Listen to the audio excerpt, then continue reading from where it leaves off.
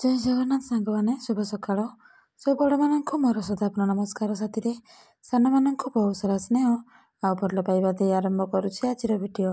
ତ ସାଙ୍ଗମାନେ, ଆପଣମାନେ କେମିତି ଅଛନ୍ତି? ଆଶା କରୁଛି ଆପଣମାନେ ଭଲରେ ଥିବେ। ମୁଁ ମଧ୍ୟ ଭଲରେ ଅଛି। ବିଗତ କିଛି ଦିନ ହେବ ମୁଁ ଭଲ ଭାବରେ ଭିଡ଼ିଓ ଦେଇପାରୁନାହିଁ, କାହିଁକି ନା ଆପଣମାନେ ସମସ୍ତେ ଜାଣିଛନ୍ତି କାଳିର ଟିଆ ଥବା ପରଠୁ ମୁଁ ପୁରାପୁରି ଭାଙ୍ଗି ଯାଇଥିଲି। ସେହି ଦିନଠାରୁ ଭିଡ଼ିଓ ବନେଇବା ଏବଂ ଭିଡ଼ିଓ ଅପଲୋଡ଼ କରିବା ମୋର ଜମାରୁ ଇଚ୍ଛା ହେଉନଥିଲା।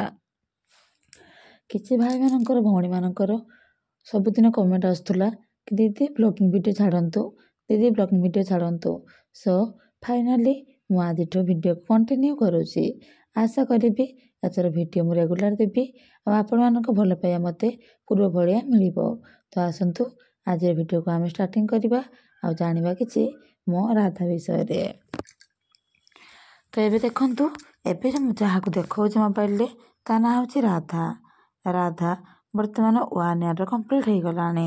ଗୋଟେ ବର୍ଷର ଆମର ରାଧା ହେଉଛି ଗୋଟେ ଗିର୍ ବାଛୁରୀ। ଏହା ଗିର୍ ଆଉ ରେଡ୍ ସିନ୍ଧି କ୍ରସ୍ ବ୍ରିଡ୍ରେ ଅଛି, କାହିଁକି ନା ତାର ମାଆ ହେଉଛି ଲାଲି, ଯିଏକି ରେଡ୍ ସିନ୍ଧି କ୍ରସ୍ ବ୍ରିଡ୍ର ଗାଈ। ତେଣୁ ଏ ପୁରାପୁରି ପ୍ରପର ଗିର୍ ନୁହଁ, ଗିର୍ ଆଉ ରେଡ୍ ସିନ୍ଧି କ୍ରସ୍ ବ୍ରିଡ୍ର ବାଛୁରୀ। ଆପଣମାନେ ଦେଖିପାରୁଥିବେ ଏହାର ପହ୍ନା ଏବଂ ଏହାର ଚିର ଏବେ ଏତେ ଜଲ୍ଦି କଳା କଲର ଦେଖାଯାଉଛି ଆଉ ବହୁତ ମୋଟା ମୋଟା ଦେଖାଯାଉଛି, ଯାହାକି ଗୋଟେ ଭଲ ଦୁଧାଳୁ ଗାଈର ପରିଚୟ ଦେଉଅଛି। ଏବଂ ଏହାର ପେଟ ଦେଖିବେ, ସବୁବେଳେ କେବେ ବି ଏହାର ପେଟ ଫୁରିଆ ଭଳିଆ ଦେଖାଯାଏନି। ପୁରା ପତଳା ସରୁ ଲମ୍ବା ଗାଈଟା, କାନ ଏହାର ଲମ୍ବା ଲମ୍ବା ଅଛି ଏବଂ ତା ଦେହ ତାର ବଡି ହିସାବରେ ଠିକ୍ ଠାକ୍ ଅଛି। ଆମର ଏପଟେ ମାଙ୍କଡ଼ କେତେ ଦେଖନ୍ତୁ, ସେଠି ଉପରେ ଗୋଟେ ମାଙ୍କଡ଼ ବସିକି ଅନଉଛି। ଆଉ ଆମର ଏବେ କିଛି ଦିନ ହେବ ଆମର ରାଧାରାଣୀ ଟିକେ ଖୋଲାରେ ବୁଲୁଥିଲେ, ତାକୁ ଏବେଠୁ ପୁଣି ବାନ୍ଧି ଦେଇଛି। ପୁଣି ଥରେ କିଛି ଦିନ ସେ ଖୋଲାରେ ବୁଲୁଥିଲା, ଭାରି ବଦମାସି କଲା, ଇଆଡ଼େ ସିଆଡ଼େ ବହୁତ ଜିନିଷ ନଷ୍ଟ କଲା, ପକେଇଲା, ଡିଆ ମାରିଲା। ତେଣୁ ତାକୁ ପୁଣି ଥରେ ବାନ୍ଧିଦେଲି। ପୁଣି ଥରେ ଲାଲିର ବେବି ହେବାକୁ ଯାଉଛି। ଜଣେ ଭାଇ ମୋତେ କମେଣ୍ଟରେ ପଚାରିଥିଲେ କି ଦିଦି ଲାଲି ବିଷୟରେ ଗୋଟେ ଭିଡ଼ିଓ ଆଣନ୍ତୁ।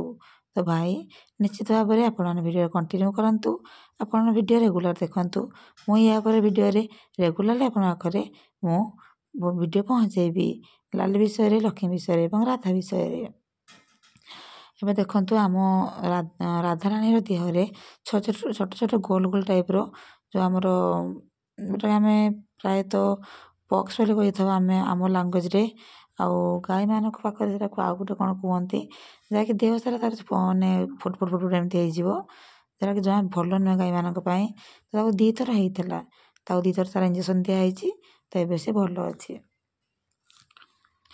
ଦେଖିପାରୁଥିବେ ଏବେ ଆମର ରାଧାରାଣୀ ଏପଟ ସେପଟ ଡିଆ ମାରୁଛନ୍ତି। ତାଙ୍କୁ ମୁଁ ଗୁହାଳ ଭିତରକୁ ଭରିବା ପାଇଁ ଏପଟ ସେପଟ ଭରୁଛି, କାହିଁକିନା ସେବେଳେ ଏମିତିରେ ଡିଆ ମାରିଲେ ତ ସମସ୍ତେ ରାଗୁଛନ୍ତି, କାହିଁକିନା ଆମ ଏପଟ ସାଇଡ଼୍ରେ ବେଶୀ ଲୋକଙ୍କ ଘରେ ଗାଈ ନାହିଁ ନା, ସେଥିପାଇଁକା। ଏପଟେ ଦେଖନ୍ତୁ, ମୁଁ ଗୁହାଳ ଏବେ ସଫା କରିସାରିଛି, ଗୁହାଳ ଧୁଆ ବି ସରିଗଲାଣି। ତ ମୁଁ କୁଟା ଆଣିକି ଗାଈମାନଙ୍କ ପାଖରେ ପହଞ୍ଚାଇ ଦେବି। ସେପଟେ ଦେଖନ୍ତୁ ଆମର ଲାଲି ଛିଡ଼ା ହେଇଛି। ତ ଲାଲିର ବର୍ତ୍ତମାନ 9 ମାସ କମ୍ପ୍ଲିଟ୍ ହେଇଗଲାଣି, ମାନେ 9 ମାସ ଚାଲିଛି। ସାଙ୍ଗମାନେ, ଆଜିର ଭିଡ଼ିଓ ଆମେ ଏଇଠି ଏଣ୍ଡ କରିବା, ଭିଡ଼ିଓକୁ ବେଶୀ ଲମ୍ବା କରିବାନି।